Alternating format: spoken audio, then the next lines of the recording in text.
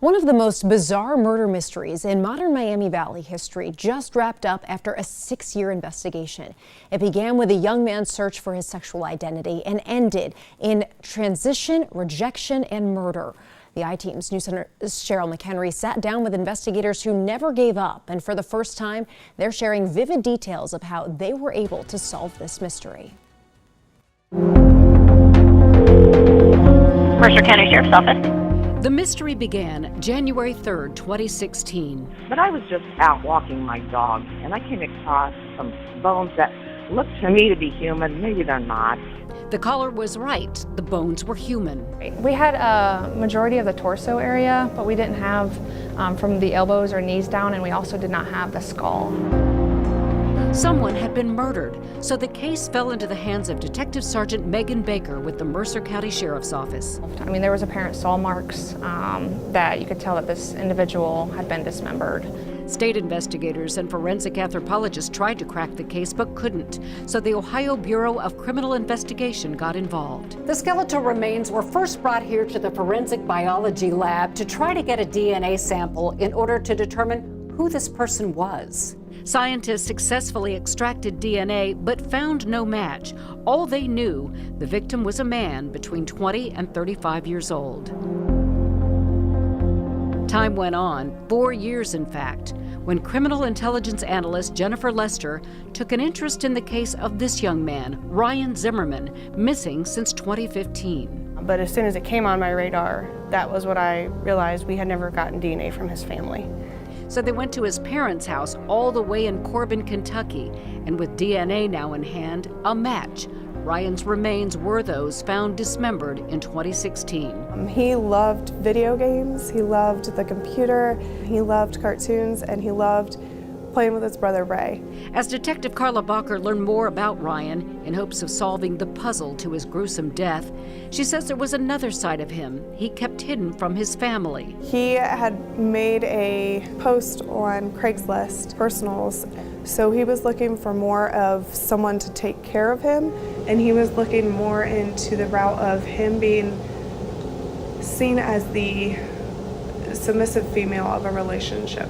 Was he interested in transitioning to being a woman? He started looking into some of it, such as the hormone therapy, and he was looking into some of the voice training in order to get that way.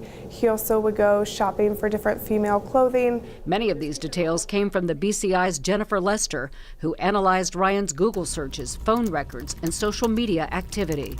It was very important in this case because it helped build his timeline, who he was speaking with, the reason he came here, where he went. All of that data would have been lost if we wouldn't have had the cyber evidence to back it up. What did the data reveal? Ryan had met someone, a married man named Corey Buzzard. In August 2015, Ryan moved from Corbin to Columbus and into an apartment with Corey and his wife Sarah Buzzard and a third person, a transgender woman named Naira Whitaker. He was nervous about that because Corey had warned him that Naira did not like other people to basically be out exploiting their sexualities.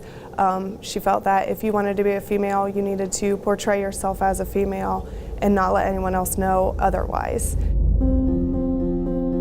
For the first few weeks, Ryan had a relationship with Corey Buzzard, while Sarah Buzzard was having a relationship with Naira Whitaker. But by late September, Corey no longer wanted Ryan around and told him to leave.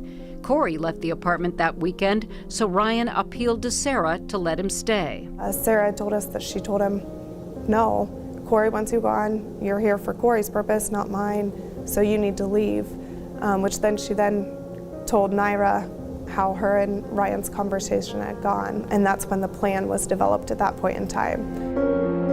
The plan? To kill Ryan. Naira was allegedly the planner of the whole situation, and Sarah kind of got brought into that plan, but they both followed through with killing Ryan.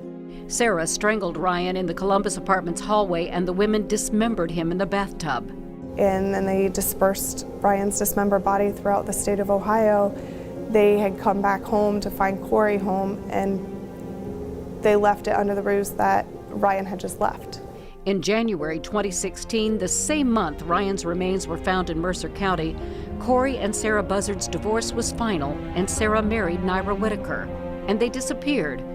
Or did they?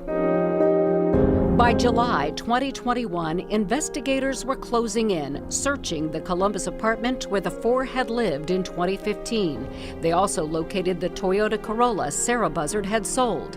In both places, even years later, detectives found traces of human blood.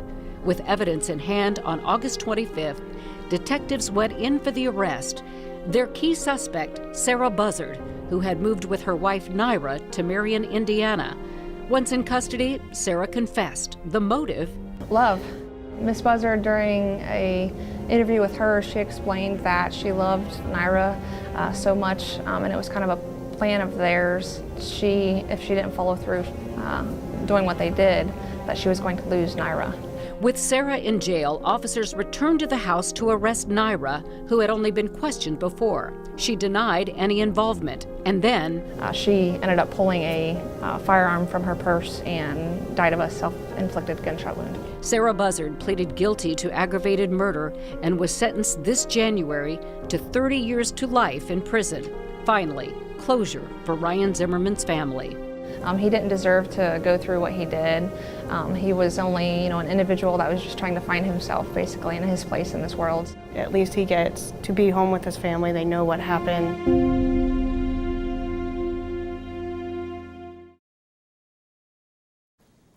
That was News Center 7's Cheryl McHenry reporting. This case serves as a great reminder for families of missing persons to make sure they give their DNA to the investigating agency. That way, if someone finds their loved one's remains, investigators can more easily identify them.